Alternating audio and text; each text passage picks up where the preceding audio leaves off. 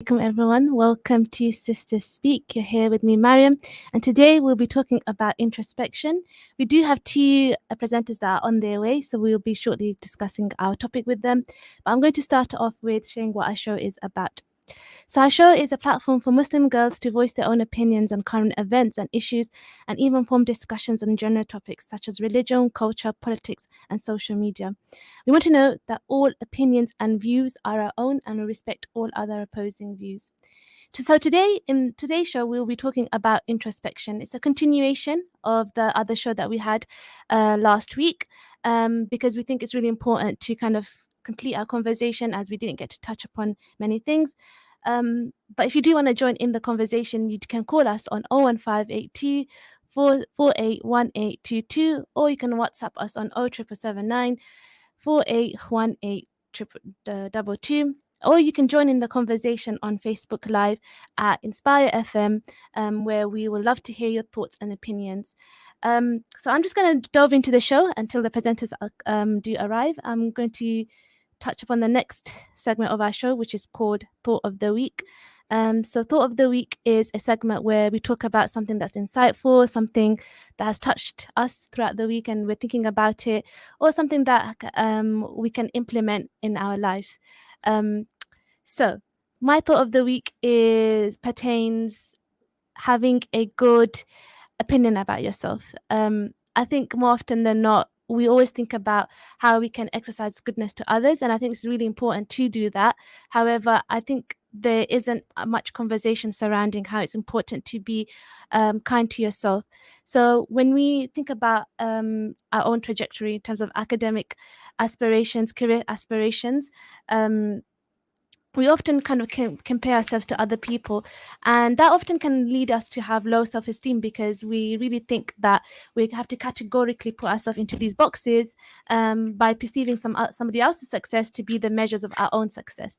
And I think what is really important, especially at the time frame we're at, I know people are taking exams, people have applied to university, and it can be a really overwhelming situation. But my kind of message out there for everyone is just be a little bit more kind of yourself. If you've tied your camel and if you've done everything within your capacity, then absolutely just go for it. Whatever the outcome is, just know that this is from Allah, and Allah is the one who is the disposer of affairs, and He has written the best for you. And sometimes it's difficult to have hindsight because it hasn't happened to you yet. But once that situation has surpassed, you definitely will see what the wisdom is. So if you seek Allah's guidance, that has happened to me a lot. Sometimes I've been rejected for several roles actually, that I really wanted, and I thought this is the end all and be all for me. And then later on, when I have been blessed in another role, I realized actually there's so much more khair in the job role that Allah kind of redirected me to. So that is kind of my thought of the week. We are joined with Sonia. Hello. Thank you for coming today. Hi, Mariam. It's nice to see you. Good to have you back. Thank you. It's good to be back on the show. It feels like ages. How are you today? Good, thank you. I think the warm weather has made me so tired. Like everyone in the office is saying that they're really tired. I think it's just the warm weather. We'd all rather be outside in the sun enjoying it. So yeah, how are you? How are you enjoying the weather? I'm good. I'm enjoying the weather. I really like sunny. I mean, I came back from Spain, so this feels like a continuation of Spain. So alhamdulillah. So we just did have a thought of the week. I think I will ask you, it's been a very long time, what's your thought of the week? Mariam, you always put me on the spot. Okay. Such is my role. My thought of the week is sometimes you need to do things on your own. It's coming from like a bit of a personal story experience, but also just in general, I think for me, I've always kind of not relied on friends, but count on my friends. And you should still have friends, of course. But say, for example, you want to go on holiday, like you just said you came back from Spain, or you want to try out a new thing, a new class, like a pottery class, or you want to go to this park, you want to go to the Bourdain Park and go for a walk or something, and you're counting on someone and you're waiting for someone and you're waiting for a friend to go with and no one's going with you. Gym's a good example. You're always waiting for a gym buddy and a gym friend to go gym with you. There's no one. Just forget it. If you've asked your friends, you've exhausted all avenues, fine, but you need to do things yourself. You really and truly need to get comfortable in your own skin and just go out there and do it. And afterwards, a friend might join you, or you might even make a new friend in that thing that you were doing. But is that, or you might hate it and you regret it, but you won't know unless you try. So I really and truly think that whatever you're thinking about right now, whatever your next thing is that you want to go do, be a gym, a holiday, or I don't know, work, anything, just try and do it yourself. Don't wait on anyone, because that I've waited so many times counting on other people, and for own valid reasons, they've let me down, or they're not able to do it, or it's just not, they're not feeling it anymore. And it's like, okay, just because your friend may not be feeling it doesn't mean you need to stop your passion for that. Go for it. So yeah, that's my advice for myself, and also my thought of the week: do things yourself. Fantastic thought of the week. I'm going to ask you a question based on that. Sonia, so why do you think we're not comfortable with being by ourselves, or comfortable with our own thoughts? I don't know about thoughts. Like, I'm okay with my thoughts, but yeah, doing things by myself often it is a step, isn't it, that you actually have to take. I think it's because we're very used to doing things in company, and we're like social people. Everyone's like has their social group and so on.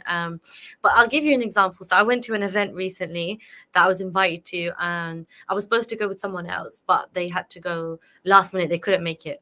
And they're like, Sonia, go yourself. I'm like, fine, I went by myself, which was a great big step in that. And I saw people in social groups, and I actually felt a bit, it wasn't intimidated, but I was a bit like, oh, how do I interact? How do I put myself out there, introduce myself? Usually I'm not like that. I'm happy. I can talk to you. I can talk to anyone. But you do feel, I don't know, when the support in numbers, isn't there? Like, strength in numbers, that's what it's called. There's strength in numbers. So I think when you have support and someone with you, you feel more courageous to do things. But if it's like going to watch a film yourself, you should be able to do that yourself. So I don't know really why people feel, I mean, why do you think people feel like they can't do things by themselves? It's a question I can pose to Lamisa, actually. Oh, Hi, hello, Lamisa. everyone. Just want to welcome Lamisa on the show. Thank you for Just a joining us. bit late. Sorry about that. No, that's completely fine.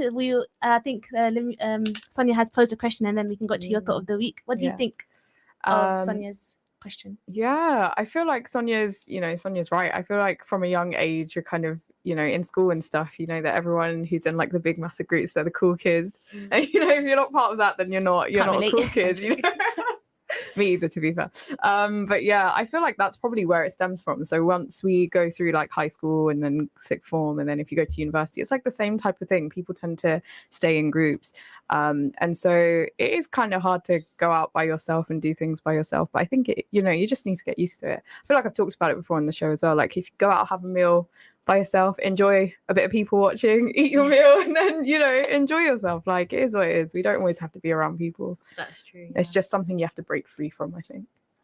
Okay, so Lamisa, what is your thought of the week? So my thought of the week is being able to find happiness in the day. I think that's something that I am trying to kind of practice a bit more, is finding something at least in the day that is giving me peace or is making me happy, that type of thing. Not to say like my days are really depressing and whatnot, but I just feel like trying to focus on something that has made your day go well really helps make the rest of the day kind of go well too. So yeah, that's kind of my thought of the week.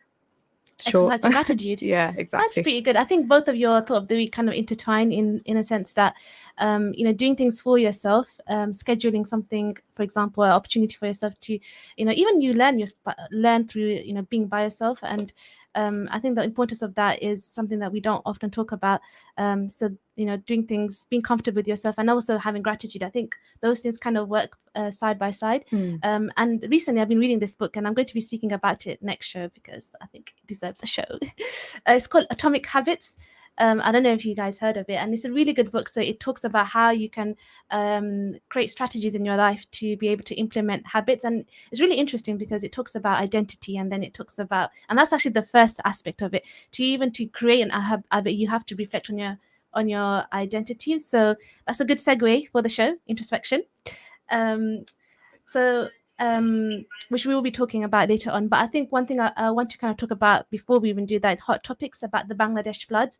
So if you may be aware or you might not be aware that Bangladesh is currently going through intense floods. They have deadly floods, which has left millions and millions of people displaced.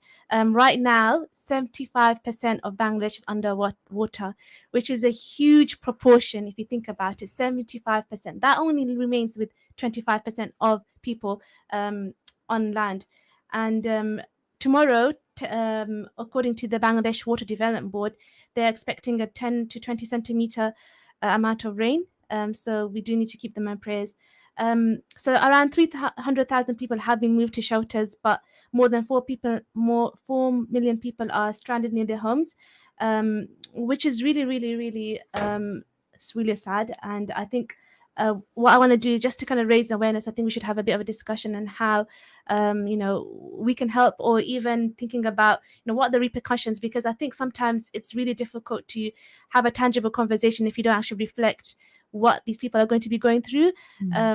So what do you think the repercussions of that? Of course, with the obvious displacement at home, but for the long term, what kind of impact is this going to have, Lamisa? It takes away a lot from people. I mean, we talk about the obvious impact of losing their home, but home really is everything in someone's life.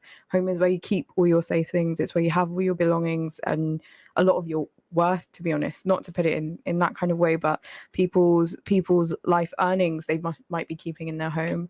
Another thing also is that people worry because the flood waters, they also bring in a lot of wildlife, for example snakes.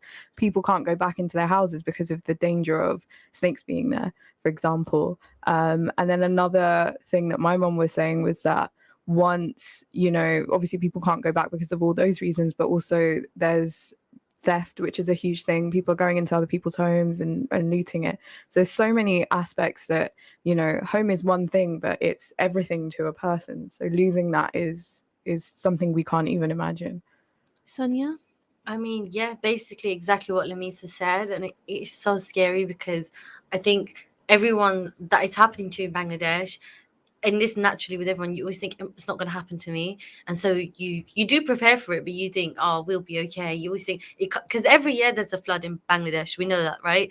Like the rising sea levels have been happening for a very long time. There's also a dam in India which is like released every year, so every year there is something. So I think people are half prepared, like they kind of know, but this one obviously was unprecedented. Like it's not happened this high since I think 2004 or something.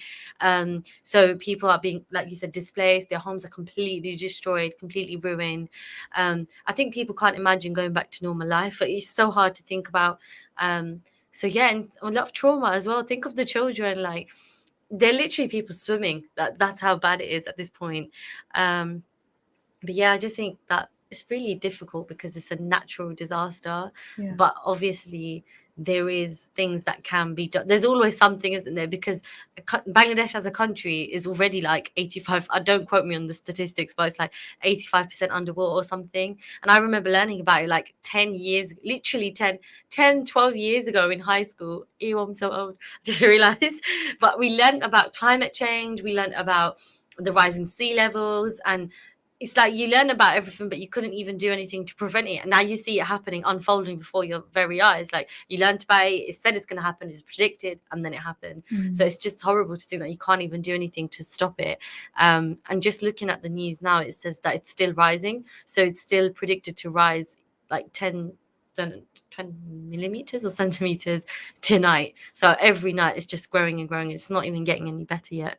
It's really sad actually, because you know how you were saying people are swimming. Yep. People are passing away in the water and their families don't know what to do with the bodies because they don't have anywhere to bury them. It's things like in the short term, these types of impacts are like huge. And if we're thinking long-term impacts, how are people going to get another start at life? A lot of Bangladesh, they make their money from farming and agriculture and things like that.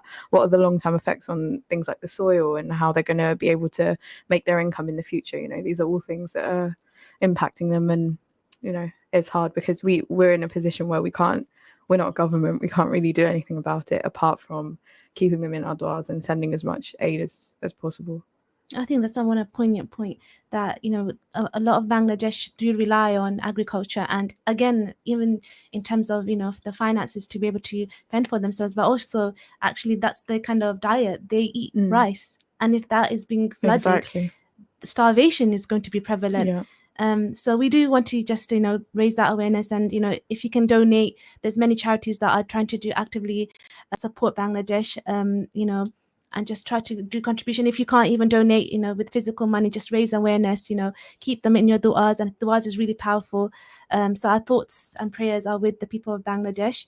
But one thing I kind of just want to kind of move on to in terms of thinking about climate change in a broader sense.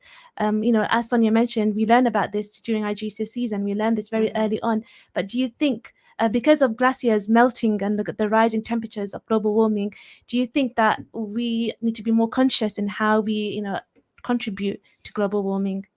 I think, we've had some shows about this before, and it can definitely go in depth, but I think that it's more on big companies, corporations, and governments to take that responsibility. We've done everything we can. I believe I speak for ourselves.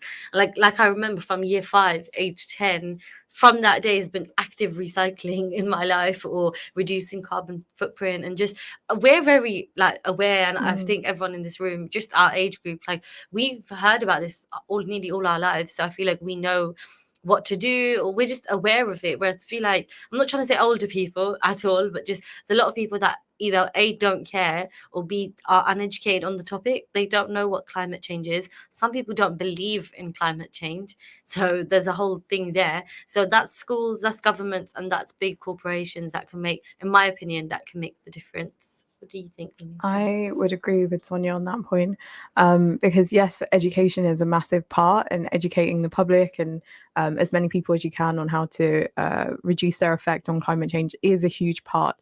But I feel like that part has, if we were to put it in percentage, let's say it's 75% complete. But in terms of large corporations, along with governments as well, really taking this matter seriously, I feel like they have a lot of faff around the topic, and I think that's where, if we want to make a real impact, like Sonia said, that's where they have to begin. And it's unfair that they're not, because we need to look at who's contributing the most to this problem, and arguably it would be large corporations. So, and just back on that, what I don't like is when corporations and companies and stuff put the responsibility back on us, and they think that's them taking responsibility, quotation marks. So when they're okay, this is an example of recycling, I guess, and waste paper straws. You're forcing everyone to have paper straws, okay, fine, but then you can look at everything else, that you still have a plastic cup, or where's your waste going anyway, the food, the mass-produced food, there's so many things that have a larger effect. And yes, I know every little helps, of course it does, but I think the way governments even take responsibility is by putting the responsibility back on us. It's we've been doing everything we can. There's so many foundations out there and grassroots organizations that have been doing these things. If you go to other countries that are, quotation mark, developing countries, they've been using their own natural resources, they've been recycling. I don't know, obviously climate change is bigger than that, but we've been trying to put these things to action. So yeah, I totally put that back on them. It's not on us to take that responsibility. So you both of you have mentioned about how the onus is on these big companies, corporate companies. Why do you think that they don't feel that sense of responsibility, or the lack of pressure from the community, and they kind of make this devoid that they're not going to do anything about it? Why do you think that is? I think it's pretty straightforward. Money is a big factor, and they just don't care. I think, to simply put it. Yeah, I feel like it has been a while, and they have been feeling a bit of pressure from major groups and organizations and people as well. A lot of companies now have switched to paper bags and things like that, but it's very easy to see that it's just a show. In my opinion, I feel like it's just a show. And we all know what's the point of a big corporation? It is to make money. So frankly, they're doing what is in their own best interest. But it'd be good if we had a shift in kind of culture and thinking towards more eco-friendly kind of things. But yeah, it's not just companies. Governments have a huge responsibility as well, and especially where corruption may be a factor. I feel like these things kind of all play into the organizations of a country, and as we're seeing in Bangladesh, it has a huge effect. And that's the point, I think, when countries start taking these types of things seriously. So yeah, and it's a bit annoying because they only start to take it seriously once there's been a big issue. For example, like we've seen with the pandemic, no one really had that robust of a pandemic response until this actually happened. So yeah, I feel like it's the same thing. They don't care until it becomes a problem. Yeah, I agree. I think this kind of issue is something that's really prevalent, and I think that whilst we can actively try to contribute to mitigating this problem, it's again, we have to think about the large impact from these corporations. But I think, just kind of rounding off this part of the show, we mentioned that we are actively trying to contribute to making sure that we're not adding to this global warming. But I just want you guys to mention some practical examples, because some people might not be aware of what ways they can kind of implement that in their routine. So I think it'd be important for you both to kind of just mention some examples that you probably do in your daily routine that you think that will be helpful for the environment. I think taking public transport. I is was a big just one. about to say, don't drive excessively. Yeah. Like, don't, quotation mark, go for a drive. Like, stop doing that. Just drive when you need to drive. And petrol prices are so high That's so anyway, high, so yeah. cancel out right now. Yeah, so public transport as well, I think. It's a very big one. And it's quite easy to use as well, especially if you're in like London and stuff. And I feel like that's another thing that governments could do, is look at public transport and how to maximize it, because even in Luton, I feel like it's not that easy to get around using public transport. I feel like that's something where is it our council that decides these things. They kind of need to step up. As a person who lives in Luton, I'm saying that she's very patriotic, so she's saying that. Yeah, like I feel like the public transport isn't really good, and we rely heavily on cars in Luton. Yeah, it's a shame that it is, and we're a big town. You can't like walk from A to B. It's far. My house to town, I think I walked it once. It's an hour and a half. So it's like it's very far away. So we need, but then also the buses that we do have are so expensive. So I feel like some compromise needs to be made on that. Borough Council. This is mine and Sonia's opinion, not on behalf of Inspire FM. Yeah, but I'm strong in that opinion. I support you, Lamisa. Help us, help you. Help us. Incredible. I love that. Vote for Sonia. Vote for Sonia. No, don't vote for me. But yeah, we need to do something about the public transport. Absolutely. Even as like, I know there's like a 16-year-old, I know, long story, but she has to get a taxi everywhere. And I'm like, why don't you get a bus? And she's like, the bus doesn't go on that time. Yeah. That's a big issue. Doesn't go in that time, something like that. It doesn't land in that land. Doesn't go to that area. There's like too many issues. And she's like, if I swap buses, and then I have to wait another half an hour for the next one. Yeah. But what's going on? So, we need to sort that out, guys. Luton public transport, help us. Help you. Have a streamlined approach. One thing that kind of came to my mind, and you both kind of touched upon it, that we're really active in the community. I feel like in the South Asian culture, wasting is something that's really frowned upon. And one example that I can give is that we make sure that we keep bags upon bags. We've been doing that before the 5p. Yeah, we've been doing that before the 5p. So actually, if you think about it, a lot of cultures do prioritize. Do you guys have a carry bag full of the carry bag? I do indeed. Oh, we have a drawer full of them. We just have them all piled up. Yeah. What other ways do you guys think, just before we round off? I think also like a lot of, especially in like South Asian families, a lot of people do gardening. The waste food that you have, like potato peels, things like that, instead of chucking them in the bin, you could use them as fertilizer. I don't know, I'm not much of a gardener, but composting I think is a good way. I think clothes, like often our old clothes, we don't throw them in the bin. If they're clean and wearable, we give them to charity or pass it on to like a younger sibling. And we recycle containers. And actually our culture in having containers as well. If someone gave you food, you give back the container, but you give it with something. So these are kind of things that we have within our culture, which are really, really positive. We are ending the show for this part. Join us in the next half where we talk about introspection. Assalamu alaikum wa rahmatullah. This program will continue after the break. Continue listening to Inspire FM. Inspire FM. Inspire 105.1 FM.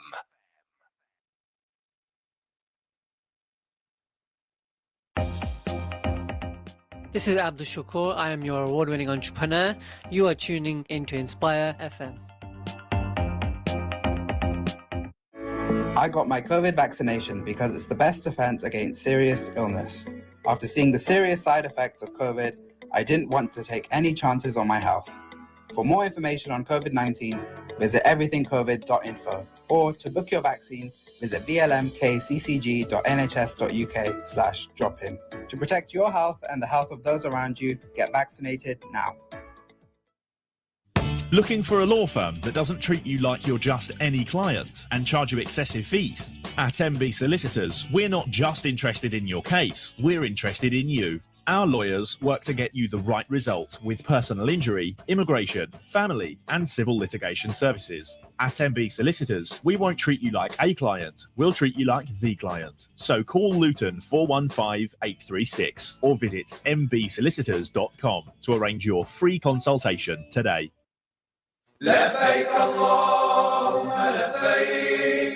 Hajj season on Inspire FM. Muslims around the world redress wrongs and reconcile unsettled issues with their family and friends to put their heart at peace. Lee Grade Heating Supplies. With over 20 years of experience, we're the largest independent plumbers merchant in the area, specialising in all types of plumbing and heating, as well as combination boilers and mega-flow cylinders. Whether you need a new bathroom or a complete new heating system, LHS is the place. Come along to our brand new bathroom showroom at Unit 1, 3 Chorlend Lane, Luton, to see the latest range of quality bathrooms. Or log on to leegrave.net. We're an Interpart-approved stockist for all genuine spares. Our new store in Bedford is now also fully opened. Lee Grave Heating Supplies. Call Luton 84 86 88.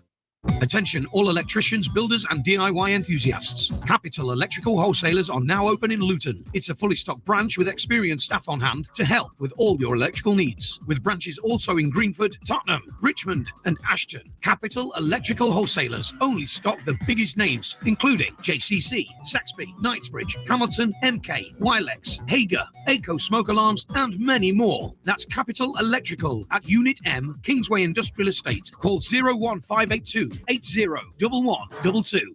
For 30 years, we have been fighting to create a more caring, just and sustainable world, responding to emergencies all over the globe. For 3 decades, we have worked tirelessly. Yet while there is still poverty, social injustice, and natural disasters in the world, our fight will continue. We are Human Appeal, and we're here for every human, whatever it takes. Donate today by visiting www.humanappeal.org.uk or call us on 0161 225 0225. Juggling too much? Trying to keep it all together without losing your mind? You deserve some me time. Join me, Neelam, on Mother's Planet every Friday at 10 o'clock on air at 105.1 FM or via our Inspire FM Facebook page. I'll be sharing tips and discussions with my guests on topics from kids, what to cook, health, well-being, and lots more for all you special mums. That's Mother's Planet every Friday from 10 a.m. only at Inspire FM 105.1 FM.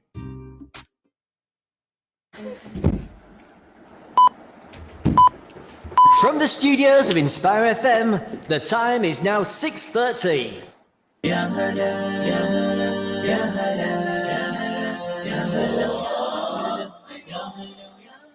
Assalamu alaikum, welcome back to the second half of the Sister Speak show, where we'll be talking about introspection. In the first half, we talked about the Bangladesh floods and we talked about how we can mitigate climate change in a more granular approach.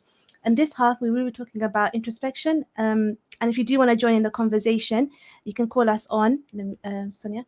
07779 481822. Or you can call us on 01582 481822, or you can join in the conversation on Facebook Live, or message us on our Instagram page, which is @SisterSpeak. So Sonia, you weren't here in the last show, so I'm going to give you a little bit of review. We talked about introspection, but we felt that we couldn't actually touch upon the aspects of introspection that we wanted to. So I'm just going to start off with you. How would you define introspection? I think introspection is when you look into yourself, metaphorically, and it's like a reflection of yourself, I think, and kind of I don't know, it's really hard to describe. If you make it more specific to yourself, how do you exercise introspection then?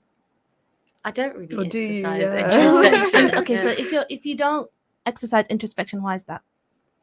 I don't think I have time. Like, if I have time, I'm just like, Yeah, I don't know actually. I feel like I do without actively thinking about it. Sure. Like maybe at the end of a long day, you think, how was I during the day? Like, what was I doing?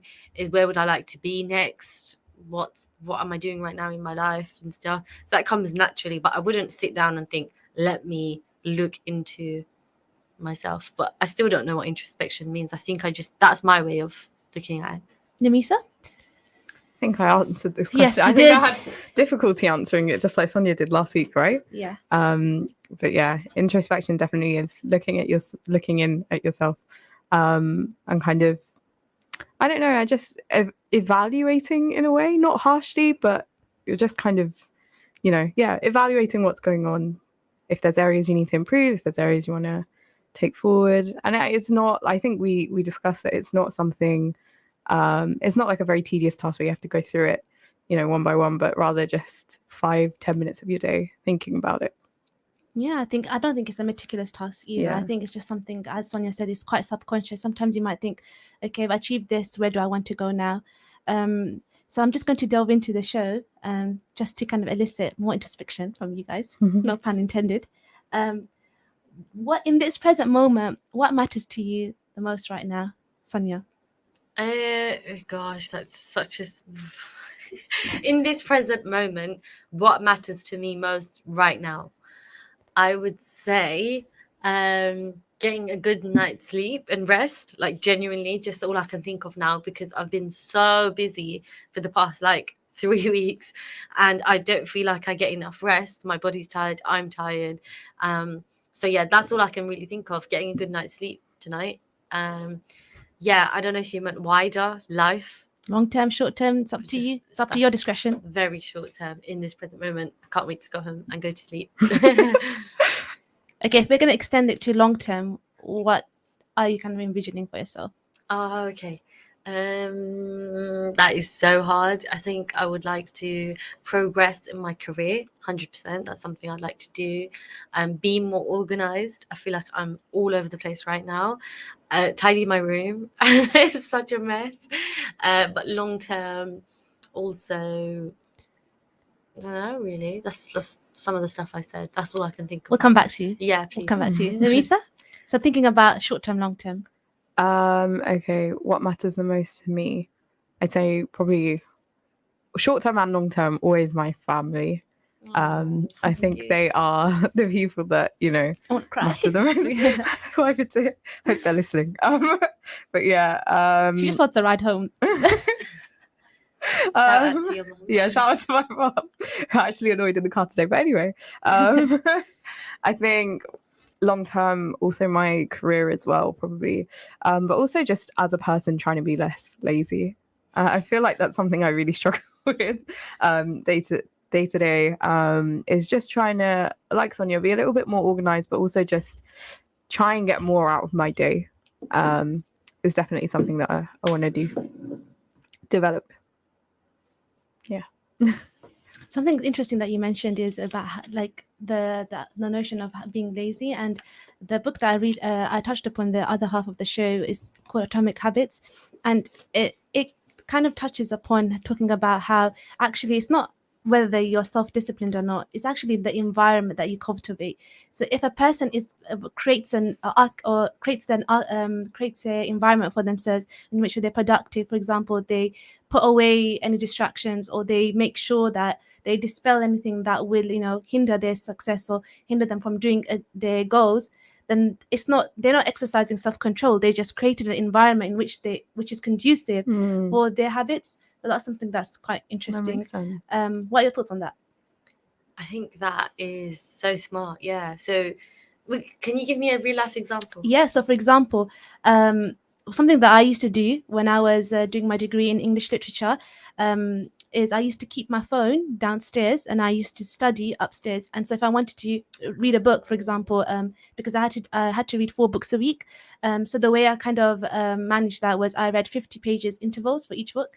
And if I had a notification, then obviously I'm going to go on the phone. So what I did, I used to keep my phone downstairs, which is on the 3rd floor. So my room's in the loft. So that would create a lot of effort for me to go all the way downstairs to look at the phone. Journey, yeah. So that was an activist. I created an environment in which I couldn't be distracted because the thing that would distract me was not there, was not present. I think the issue with me is even creating that environment. I'm lazy about that and I procrastinate about that. For example, tidying up your workspace. My workspace is always messy. And so obviously when I look at that, I'm like, oh, I don't want to do work. And if you keep that tidy, then, you know, you can just get started straight away. But even just cleaning it up, I'm like, oh, I don't want to do that. But yeah, that's what I mean. Like, creating the environment is really important. And I guess it's just the onus is up to me at that point to get into those habits. But yeah, it's very smart. I went to help Lamisa, but I don't know how. So another thing about the book that I read, it's a really good book. I'll buy it. Is identity. So it's about if you call yourself a reader, then automatically you will be someone that reads. So for example, you know, if you're, for example, I do English literature and I call myself a reader, I'm going to be able to buy these books and I'm going to attribute that habit to my identity. But if you say I'm someone that reads, you've removed yourself from that equation, and so there's one kind of barrier between that. And the example that they gave is, for example, smoking. We don't endorse smoking; it's bad. Don't do it. We don't endorse that. Yeah. So if someone who's trying to, you know, dissolve this habit of smoking, if someone offers them a cigarette, this is a psychological study. If someone gives them a cigarette and they are going to smoke, if the person that says I'm not a smoker, even if they do smoke, they're less likely to take that cigarette. And a person that says, I'm trying to get off smoking, that is just them suppressing their desire. So actually, the first aspect of the book that I'm reading is about how do we perceive ourselves in terms of identity, and how we actually assign ourselves labels, which actually can prompt our habits, which is really interesting, I think. What do you guys think of that? Yeah, that's probably true. Because being lazy has been my personality you've made yourself for a while. lazy because you say I am a lazy person. Yeah. You're not, Lamisa. Yeah, and it's so weird actually. In Spanish, when I was in like year 9, the one sentence I would always say is I slept. Whenever they asked me what I did, I was like, I slept, even though if I didn't. And that became like I manifested it. Yeah, exactly. And I think that's where it started from. Isn't it like a self-fulfilling prophecy? Like what you've put there, so that's something in psychology they believe. So it's exactly what you've just said. So you say you're something, and subconsciously, or your brain, because you keep labeling yourself as that, you think I am that. You know, it's that fake it till you make it almost, which we've said before on the show as well. But I think labels are really good and more specific. So just your dialogue, little things, rather than like, let's think of another example, like I'm a clean person, or I'm going to start cleaning. I think one thing we can like point towards is religion. So we're Muslims, and so how do we have those habits as a Muslim to kind of qualify ourselves as Muslims? So even, for example, discipline is that 5 times prayer. You know, if you say you're Muslim, then there's certain requisites you have to do to ensure that you're, you know, fulfilling your identity. What's your thought on that? I feel like one thing I think that the infrastructure that Islam gives is it's really conducive to productivity. And the more I read this book, the more I'm actually realizing, wow, Islam really has all these infrastructures in place for us to be successful. And the more we actually delve into it and more thinking about it, it's actually really good. So I think next show we'll talk a little bit more Mariam, about it. you need to make your own book. We have that and our religion and amalgamate it and say, look, this is how our religion can help you. I don't have the knowledge, but maybe inshallah one day. I think, you know, just a segue of this this kind of perception. One question that I want to ask about is, do you think your perception of yourself is contingent on how you exercise your routine or exercise, you know, how you kind of your terms, your aims and objectives? So for example, we're talking about if I call myself a reader, then my habits are going to be like that. So do you think your perception of yourself, just thinking about, I think Lamisa just talked about, she says in Spanish, she used to say that I sleep a lot. She calls herself lazy. If we want to kind of elaborate on that, do you think that you've actually fallen trapped of that? Sometimes, yeah. So like it's funny because it's my desk as well. My desk at work is really messy, and I would never have said before that I'm a messy person, but my desk became messy one day. Then people around me said it in jest, like they weren't being serious or anything, but it was messy. The next thing you know, I'm like, oh, I'm a messy person. The thing is, I'm actually not even, I don't think I am a messy person, but I've said that now. and now my desk is always a mess. So I think I've done that to myself. I don't know why I did it, but sometimes it's like an excuse, isn't it? Like, I think so. yeah, it's like just a way out. Like, oh, that's me. That's just me. That's yeah. who I am. That's my And label. you don't have to offer explanation or anything. so Yeah, it's that's just that's my label. quick way to end it. I think that is true, because especially when it gets to exam season as well, to get yourself into the right mind frame, you tell yourself, I'm a smart person, I can do this, you know, and that kind of helps to get you through. Because when you get that sudden like boost of energy, you're like, yeah, I'm smart, I can do that, I got this. And then you like, you know, you just go on a mad one and just study all night. I feel like it is how we portray ourselves to ourselves. That's what kind of determines our habits in a way. Yeah, I completely agree. Moving on to a different question is name a time when you overcame an obstacle because you exercise introspection. That's a big question. I need to think about this now.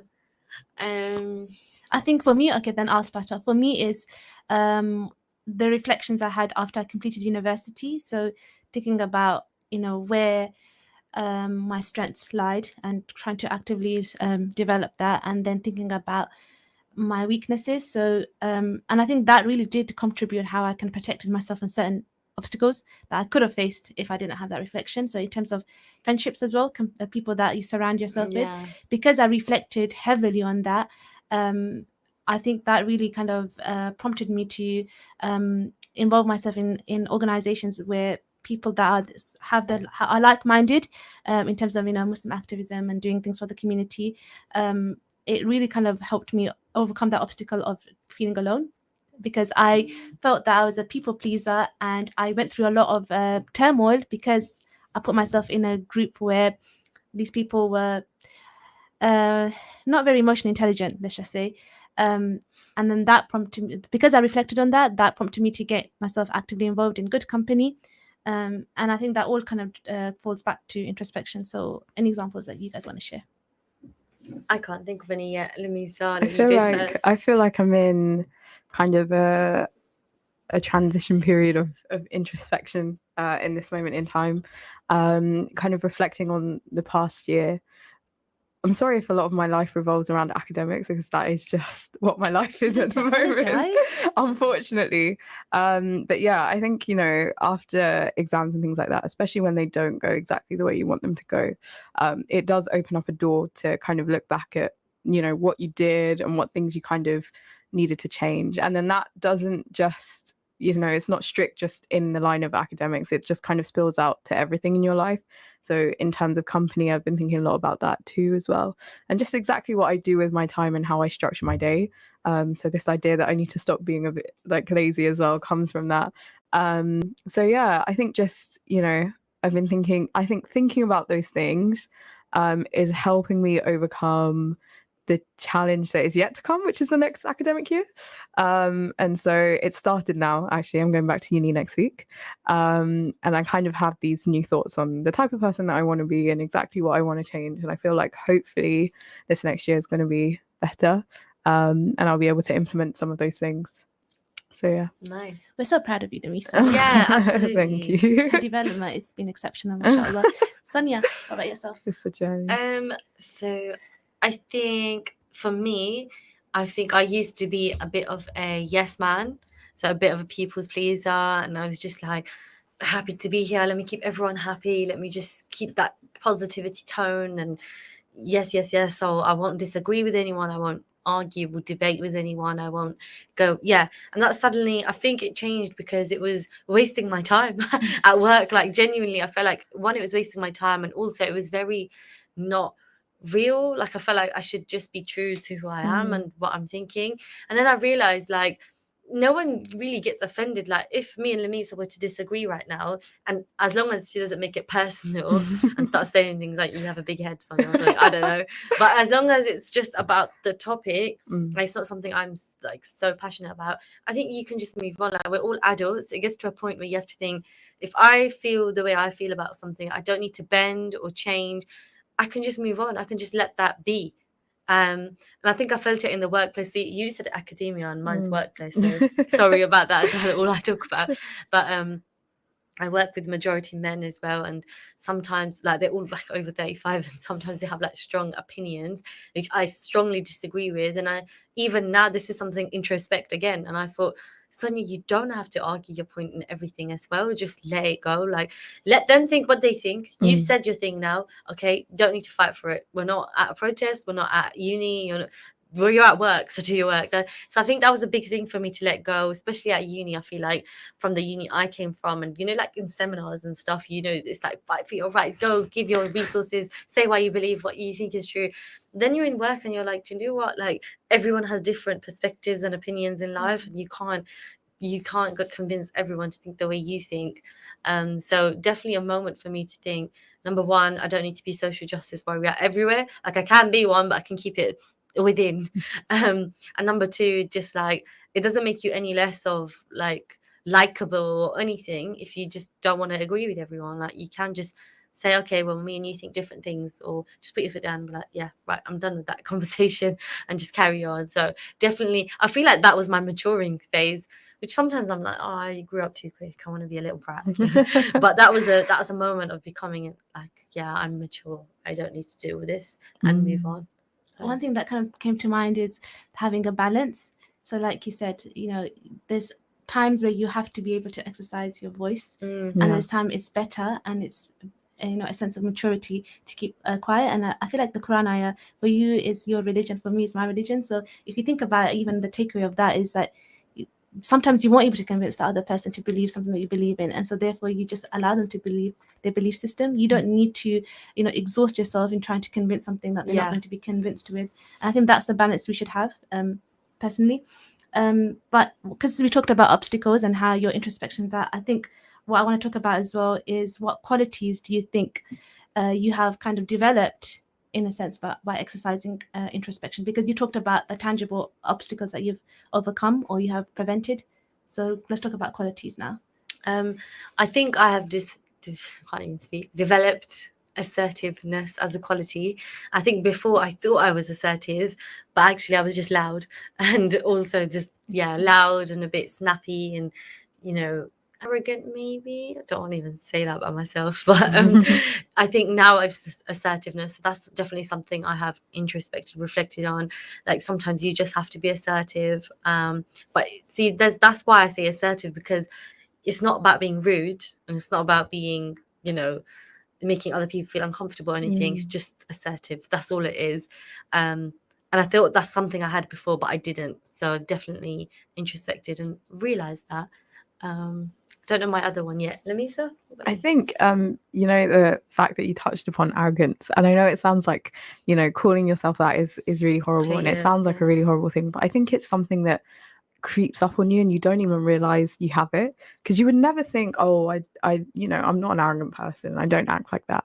But then you look back at some of the actions that you've done, and maybe some of the times where you've treated people, and it's not a big deal, it's not like something huge has come out of it, but the way you dealt in that situation wasn't 100% correct, and the other person could have felt upset in some way, or maybe they didn't even realize it, but you knew your intentions and they weren't 100% there. And I feel like that is the type of arrogance that we are susceptible to the most, and we need to be careful of.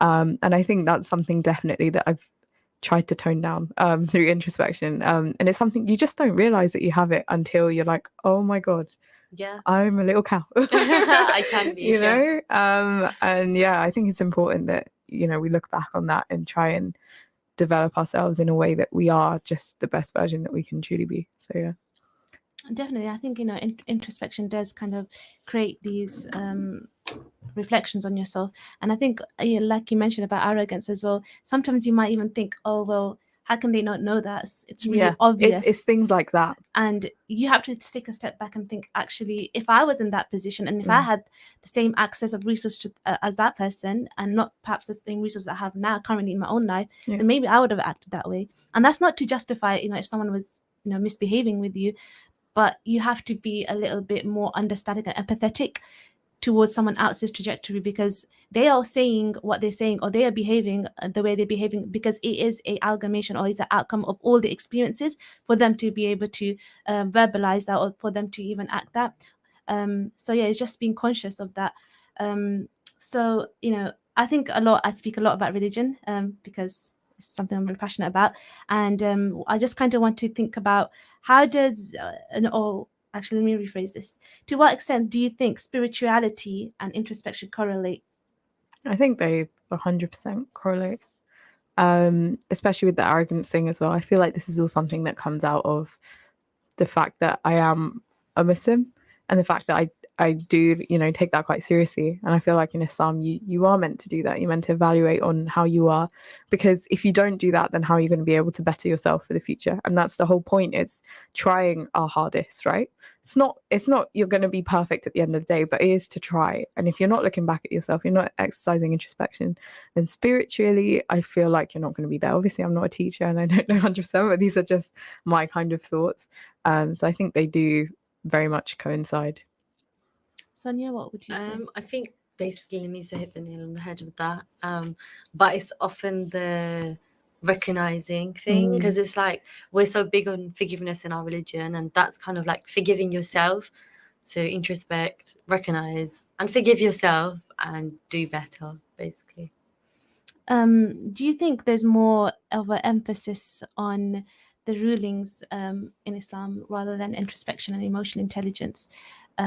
Because often we kind of attribute culturally, I would say, within traditions, cultural traditions, we associate Islam to be, dietary requirements, or the way we should, look or dress, or we attribute to, how we culturally even. Just kind of those two examples, because I can't think of anything else. I get what you're saying. There's a lot of rulings and what you can't do and forbidden, and this strict rules. But it's like, what about the person? How should you be as a person, character?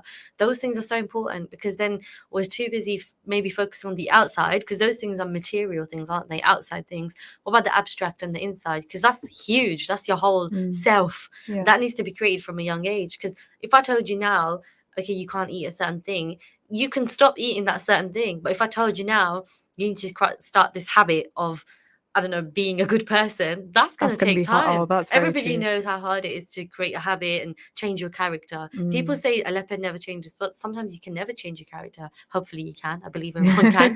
But so maybe that should be from the beginning, and the material aspects of it and the physical things, that's easily done, right? I agree. I feel like the focus is shifting a bit more, though. I feel like nowadays people are focusing on, actually, let me try and be a better person from the inside, and I actually try and look and learn and see what my religion wants of me, what Allah wants of me, and try and fulfill that instead of just seeing these rules. Like Sonia said, actually, rules are easy to implement, but character, what a person is, your values, developing yourself, exactly, these are the hard things. And so I agree with what she said. So I think we forget that there's a humanistic level in our religion, and that's, I always kind of talk about and repetitively as well about emotional intelligence, because I really think that's very central to our religion, and very central if you look at the Prophet's life, sallallahu alaihi wasallam, and the seerah, and the way he would interact with people, and how he even spread the message to 4 corners of the world. To be able to spread a message to masses of people, you would have to be able to exercise emotional intelligence. You have to be able to communicate to people of different needs, different levels, different backgrounds, different traditions. But I feel that we are more focused on thinking about these rules because that's just the culture. And I feel like, even if you think about a tangible example, within Luton as well, and I'm from Luton, so I'm saying this as an observation and someone that has been born and raised here. We attribute mosques to certain cultures. So there's a Bengali mosque, there's a Pakistani mosque, there's an Arab mosque, and we're actually creating division within ourselves because we have attributed our cultures within the Muslim sphere. But actually, if we thought about, how do we develop masjids as a community spaces, and how do we develop the community, and how do we harness, the talent that we have within our community, I feel that would have panned out a lot different. But we are coming to the end of the show. We will be on the show next time. Assalamu alaikum. In Luton and its surrounding areas, it is now time for Salat al-Asr. लुटन और इसके मज़ाफ़ात में नमाज असर का वक्त हुआ चाहता है. This azan has been sponsored by Ideal Properties.